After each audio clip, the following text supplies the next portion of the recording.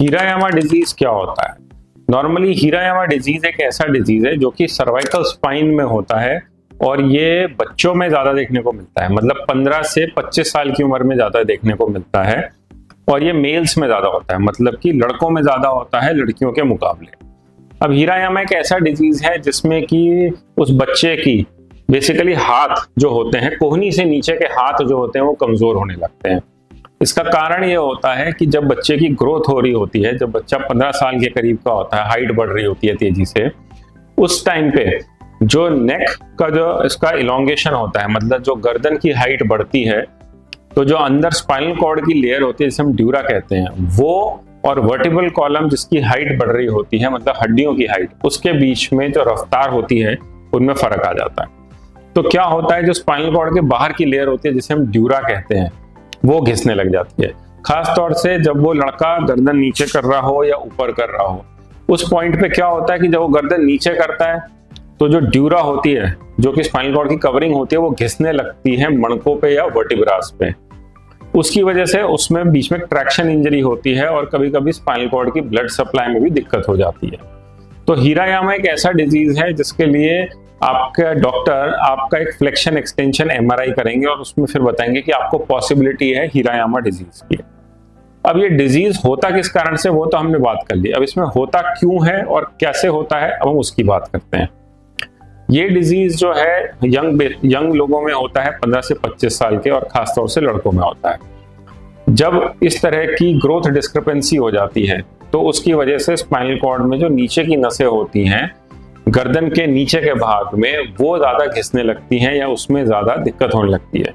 इस वजह से जो हाथ की नसें होती हैं, खास तौर से पंजे की या फोरआर्म की, ये इन्वॉल्व होती हैं और इसमें मसल पावर जो है वो कम होने लगती है, हाथों में कांपना आने लगता है।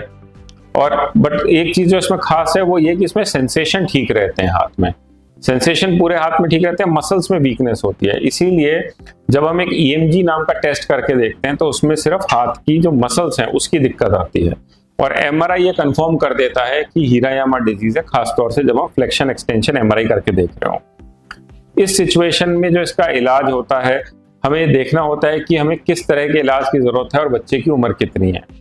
शुरू में तो हम बच्चे को बोलते हैं गर्दन का मूवमेंट करना आप बंद करो, मतलब नीचे गर्दन करना, ऊपर गर्दन करना, ये मूवमेंट बच्चा अगर बंद करता है तो उससे भी काफी फर्क पड़ता है। कभी कभी हमें बच्चे को कॉलर भी देना पड़ता है। शॉर्ट टर्म के लिए स्टेरॉइड्स का भी रोल इसमें अच्छा माना जाता है। ये सब करने के बावजूद भी अगर बच्चे को आराम नहीं आ रहा है या ऐसा हो रहा है कि सिम्टम्स बढ़ रहे हैं, तो हमें इसमें सर्जरी की भी जरूरत पड़ती है। सर्जरी में नॉर्मली हम स्पाइन का जो मूवमेंट है उसको रिस्ट्रिक्ट कर देते हैं, मतलब जैसे हमने अगर पीछे से सर्जरी करी और उसमें 3 या 4 सेगमेंट स्पाइन के हमने फ्यूज कर दिया और स्पाइनल कॉर्ड के लिए जगह बना के उसको एडिक्वेट जगह दे दी, तो वो एक रिकमेंडेड ट्रीटमेंट है हीरायामा डिजीज में, जो कि जिसको कि हम सर्जिकल ऑप्शन कहते हैं। ये सर्जरी पीछे से भी हो सकती है, ये सर्जरी हम आगे से भी करते हैं, बट ज्यादा कॉमन है पीछे वाली सर्जरी। और एक चीज और जो इसमें खास है हीरायामा डिजीज में, वो ये कि ये धीरे धीरे खुद ही सेल्फ लिमिटिंग भी हो जाती है। सेल्फ लिमिटिंग का मतलब ये है कि जैसे बच्चे की हाइट पूरी बढ़ गई, ग्रोथ पूरी हो गई, जैसे जैसे बच्चा 20 से 25 साल के बीच में पहुंचता है, वैसे धीरे धीरे उसका जो मूवमेंट है या जो अंदर की ग्रोथ है, उससे जो बीच में फ्रिक्शन हो रहा है वो अपने आप भी खत्म हो जाता है। लेकिन तब तक हाथों में वीकनेस आ सकती है या फोरआर्म में वीकनेस आ सकती है। तो अगर आपका फ्लेक्शन एक्सटेंशन एमआरआई हुआ है या आपके न्यूरोलॉजिस्ट ने आपको हीरायामा डिजीज बताया है, तो घबराइए मत। इसका जो भी प्रॉपर ट्रीटमेंट है वो आप जरूर कराइए।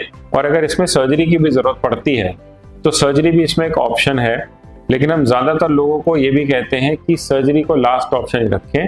पहले वो रिस्ट्रिक्टेड मूवमेंट से या कॉलर पहन के या अगर दवाइयों से इसका इलाज हो सकता है तो वो भी ट्राई करें, न्यूरोलॉजिस्ट को दिखाएं। अगर सर्जरी की जरूरत पड़ती है तो वो एकदम अंत में। Thank you.